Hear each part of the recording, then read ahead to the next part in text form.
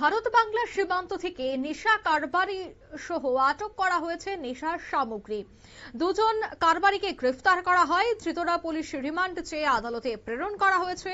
প্রচুর পরিমাণে নেশার সামগ্রী সহ এই দুই ব্যক্তিকে উত্তর দুর্গানগর সীমান্তবর্তী এলাকা থেকেই আটক করল সাদা পোশাকের পুলিশ এবং বিএসএফ যৌথভাবে। এদিন বিকেল 4টা নাগাদ উত্তর দুর্গানগর সীমান্ত এলাকা থেকে তাদেরকে আটক করা হয়। এদিন রাহুল মিয়া এবং সবুজ মিয়া নামে দুজনকে আটক করতে সক্ষম হয় পুলিশ। তাদের কাছ থেকে প্রচুর পরিমাণে নেশা সামগ্রী সহ আটক করে পুলিশ তাদেরকে পরবর্তীতে নিয়ে আসা হয় খোয়াই থানায়। সে বিষয়ে কি বলছেন খোয়াই থানার ওসি কৃষ্ণধন সরকার, শোনাবো। তখন একটা নাম্বারলেস স্কুটির মধ্যে করে দুইজন লোক আসছিল। ওরা স্কুটিটা স্পিড বাড়িয়ে দিয়েছিল, তখন ওদেরকে ডিটেইন করা হয়। ডিটেইন করার পরে স্কুটিটাকে যখন সার্চ করে তখন এটার মধ্যে কন্ট্রাব্যান্ড আর্টিকেল আছে বলে স্ট্রংলি সাসপেক্ট হয়। সাথে সাথে আমাদেরকে খবর দেয় আমাদের অথরিটির মাধ্যমে।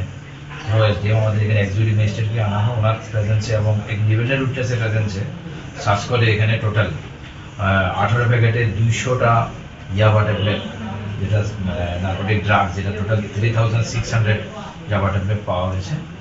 অ্যাকর্ডিংলি আমরা ওইখানে যে দুইজন লোক ছিল তার মধ্যে একজন হচ্ছে সবুজ মিয়া 31, ওর বাড়ি দুর্গানগর, আর হচ্ছে আপনারা শুনলেন ওনারই বক্তব্য। দুজনকে গ্রেফতার করা হয়েছে এবং তাদের বিরুদ্ধে পদক্ষেপ গ্রহণ করা হবে। আজ তাদেরকে আদালতে তোলা হচ্ছে এবং এই যে যুবক দুটিকে আটক করা হয়েছে তাদের বিরুদ্ধে কি পদক্ষেপ গ্রহণ করা হয় এবং তারা কিভাবে সীমান্তবর্তী এলাকায় নেশা সামগ্রী পাচার করছিল, এর পেছনে কোন চক্র যুক্ত রয়েছে, তাদেরকেও পুলিশ গ্রেফতার করতে পারে কিনা সেটাও দেখার। নিয়ে নিচ্ছি ছোট একটি বিজ্ঞাপন বিরতির সঙ্গে থাকুন।